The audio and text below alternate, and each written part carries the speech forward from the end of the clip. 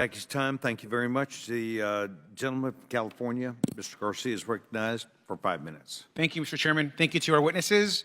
Administrator Werfel, I also want to if you can pass along my thanks to everyone at the agency, especially the Taxpayer Advocate Service. My team back home has just been really impressed with working with the team and really dedicated servants. I know it's not always an easy job. Just recently, a constituent of mine from the city of Huntington Park, her name was Maritza.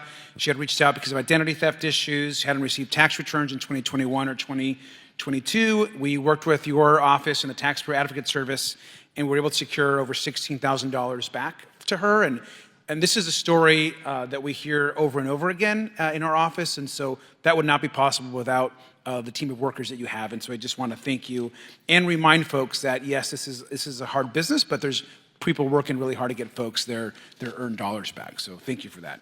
Now, I'm glad that we're having this hearing, and I know that the IRS obviously oftentimes faces a very difficult task.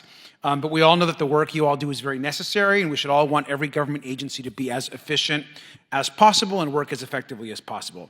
A better IRS means better customer service, means better refunds, it means a better economy. I think everyone recognizes this, and obviously when Congress passes a law, we should also be enforcing it. Enforcement is so important. It's something that I was very focused on when I was mayor of Long Beach, just before I got here about a year ago, and enforcement matters in the IRS. Now, I'm very glad that Congress and President Biden came together to fund the IRS Enforcement Division, especially to go after the very wealthy tax cheats that are very regular and very regularly are not paying their fair share in this country. The very rich should pay their fair share. If they do, we could reduce the deficit and inflation and fund better services that would all lead to this. And it's also very unfair, of course, the very rich, billionaires and millionaires cheat on their taxes and get away with it. So I want to just point this out here in this poster, and I think we've been discussing this a little bit throughout the hearing. This goes to show you the IRS enforcement, how depleted we've become just over between 2010 and 2018 in the enforcement budget, enforcement personnel, the overall audit rate. I mean, you see the impact that this can have on an agency. Now, Administrator Werfel, can you confirm that between 2010 and 2020, IRS enforcement funding was cut by 24% in inflation-adjusted terms? That sounds right. And I know the majority has made a lot of comments today, but this has also been a House majority that has decided to actively work against the IRS and work against additional funding. And this chart shows the impact that this has had. Now, the audit rate for the largest corporations and millionaires has plummeted.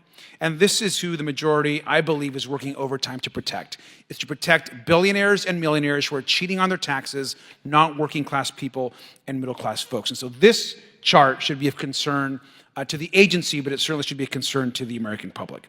Now, Administrator, is it correct also that the tax gap, which is the amount of taxes that are owed but not paid, comes to nearly $7 trillion just over the last decade? Yes. And more than a quarter of that comes from the top 1% bracket. Is that right? I have very specific numbers on that.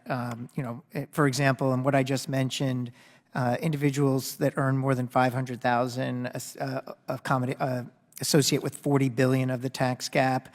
And then that's just from underreporting, and then when you add in underpayments, it's another $150 billion. So you're roughly at about $200 billion for just those individuals who earn more than $500,000. Well, thank you for that. Now, the IRS investments are expected to raise $124 billion. That's because IRS couldn't hire the tax experts who can catch wealthy tax cheats, but now, of course, they can, and we need to be able to do more.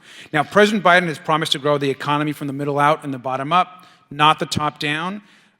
We need to take on tax cheats, especially those at the very top. Lowering the deficit is good, taxing the very wealthy and the rich is good, and ensuring that people pay their fair share of what they owe the government for the basic services that we all depend on as a country is also very important. I want to thank all of my colleagues for having this hearing. I want to thank both of you for your work, and I look forward to continuing ensuring that the very wealthy in this country pay their fair share. I yield back. Gentleman yields back his time. Commissioner, there was a conversation